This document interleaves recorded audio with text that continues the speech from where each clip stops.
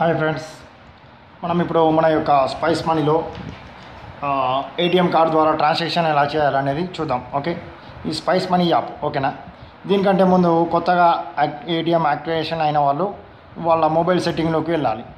Mobile సెట్టింగ్లో Bluetooth option select చేసుకోవాలి. Okay, ఈ Bluetooth option select చేసుకున్న తర్వాత ఇక్కడ ఈ డివైస్ని పేర్ చేయాలి. ఈ డివైస్ పేరు 400002 వచ్చింది కదా, ఇక్కడ మొబైల్ వచ్చింది, ఇది ఓకే చేయాలి. ఓకే చేయగానే ఇది ఆటోమేటిక్గా పేర్ అయిపోతుంది. ఈ విధంగా వస్తుంది. ఇక్కడ ఓకే చేయాలి. ఓకే చేయగానే ఈ డివైస్ అనేది పేర్ అయిపోతుంది.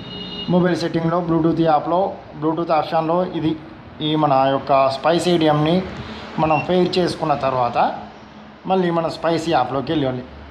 స్పైస్ యాప్లోకి వెళ్ళి ఇక్కడ స్పైస్ ఏటీఎం అనే ఆప్షన్ ఓకే చేయాలి. ఓకేనా, ఇది స్పైస్ ఏటీఎం.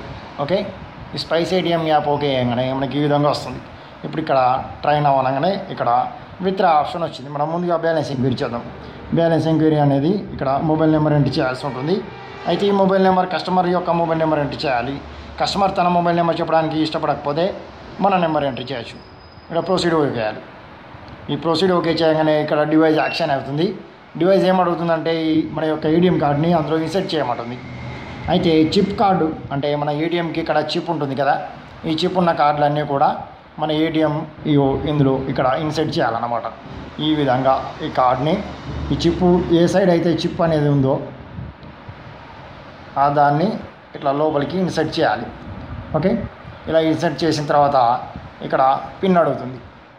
ఓకే, మన ఏటీఎం యొక్క పిన్ కోడ్ని మనం ఇక్కడ ఎంటర్ చేయాల్సి ఉంటుంది ఇవి నెంబర్లు. ఓకే, మనం పిన్ కోడ్ అనేది ఎంటర్ చేసిన తర్వాత మనకి మన డివైజు ఇక్కడ ఇది ఈ బటన్ వస్తే ఈ పిన్ కోడ్ అనేది ఓకే అయిపోతుంది. ఈ పిన్ కోడ్ ఓకే అనగానే మనకి ఇక్కడ ఇందులో బ్యాలెన్స్ అనేది చూపిస్తుంది. ఓకే, ఇప్పుడు ఈ బ్యాలెన్స్ విత్డ్రా చేయాలి అంటే ఇక్కడ విత్డ్రా ఆప్షన్ ఉంది.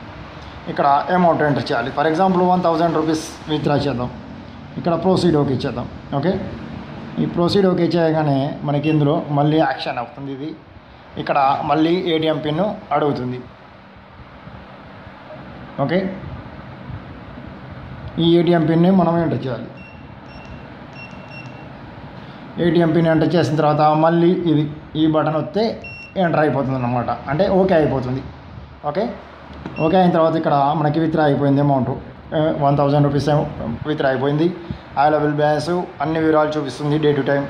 అయితే ఈ వివరాలన్నీ కూడా కస్టమర్కి ఇక్కడ కస్టమర్ ఫోన్ నెంబర్ ఎంటర్ చేసాం కదా, ఆ కస్టమర్కి వాట్సాప్ ఉన్నట్టయితే ఇక్కడ సెండ్ రిసిప్ట్ వయా వాట్సాప్ అని ఉంది.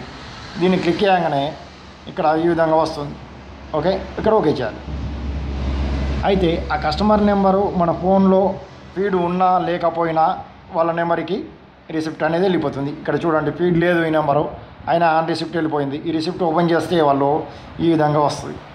ఓకే, ఇక్కడ అమౌంట్ విత్డ్రా అమౌంట్ అండ్ ఇక్కడ క్యాష్ విత్డ్రా అనే ఆప్షను, కార్డు యొక్క లాస్ట్ 4 నెంబర్లు అండ్ మొదటి 6 నెంబర్లు, ఇక్కడ డేటు టైము అన్నీ వచ్చేస్తాయి అన్నట్టు.